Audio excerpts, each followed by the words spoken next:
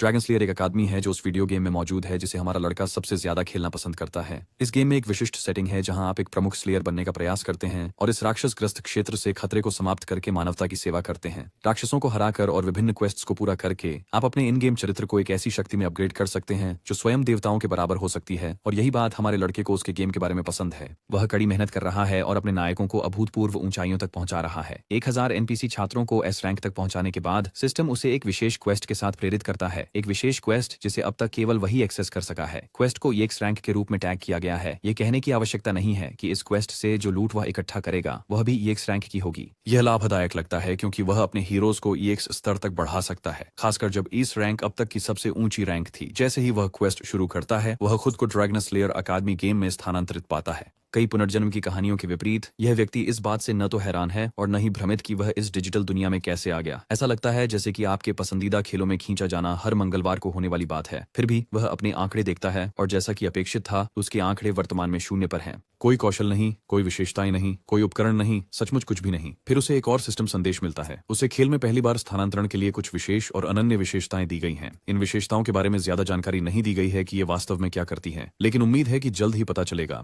वह उम्मीद कर रहा है कि ये गुण उसे ग्राइंड करने, स्तर बढ़ाने और पहले की तरह शक्ति का प्रतीक बनने में मदद करेंगे। यहीं से खेल आधिकारिक रूप से शुरू होता है। एक और सिस्टम विंडो उसे ट्यूटोरियल के लिए तैयार होने के लिए प्रेरित करती है। उसे 10 मिनट तक जीवित रहना होगा और इनाम के रूप में उसे ड्रैगन स्लेयर अकादमी का नया छात्र किट मिलेगा। यह उसके चेहरे पर मुस्कान लाता है क्योंकि निम्न स्तर के दुश्मनों के खिलाफ जीवित रहना कोई खतरा नहीं है। उसे बस इतना करना है कि इन भीड़ का ध्यान अपनी ओर आकर्षित करने से बचना है और 10 मिनट बीतने देना है। यह एक रणनीति है जिसका उसने पहले उपयोग किया है, लेकिन उसे नहीं पता कि उसे एक बड़ा आश्चर्य मिलने वाला है। गुर्राने की आवाजें और भारी कदमों की गूंज निम्न स्तर की भीड़ से नहीं हो सकती। आसमान में सचमुच 2 ड्रैगन लड़ रहे हैं।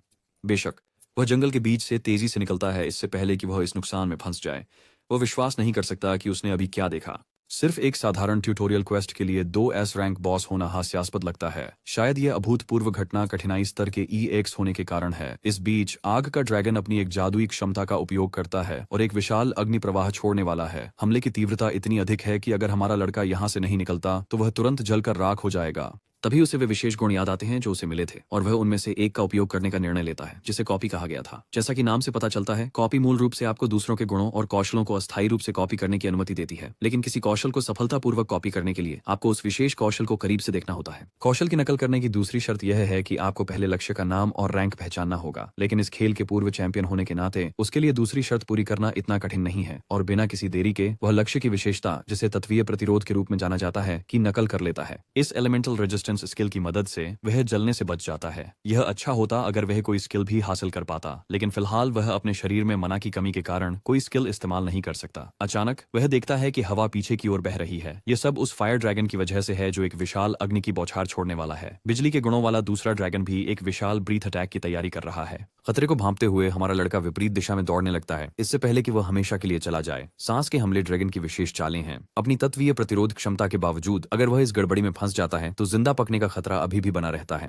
जैसे ही वह भाग रहा है, दोनों ड्रैगन अपनी ताकत छोड़ते हैं, जिससे एक बड़ा विस्फोट होता है। तब तक 10 मिनट की उलटी गिनती समाप्त हो चुकी होती है, जिससे वह पकने से पहले ही खोज पूरी हो जाती है। इनाम के रूप में उसे ड्रैगन स्लेयर अकादमी की वर्दी, एक छात्र पहचान पत्र और एक ट्रेन टिकट दिया गया है। ट्यूटोरियल 2 के लिए उसे ड्रैगन स्लेयर अकादमी पहुंचने के लिए ट्रेन में सवार होना होगा। दृश्य तुरंत ड्रैगन स्लेयर अकादमी के लिए प्रस्थान करने वाली ट्रेन पर कट जाता है। छात्रों के उच्च प्रवाह के कारण ट्रेन पूरी तरह से भरी हुई है और बैठने के लिए कोई सीट नहीं है। तो एक छात्र जिसके पास एक कटाना है, एक यात्री से केबिन में उसे जगह देने के लिए कहता है, लेकिन कटाना वाले को केवल एक लड़की से मृत सन्नाटा मिलता है जो बिना किसी चिंता के गहरी नींद में सो रही है। ठीक उसी समय हमारा लड़का भी ट्रेन में चढ़ता है, उम्मीद करता है कि उसे भी एक खाली सीट मिल जाए। कटाना वाला शर्माते हुए इशारा करता है कि यह लड़की जो वहां सो रही है जवाब देने के मूड में नहीं लगती।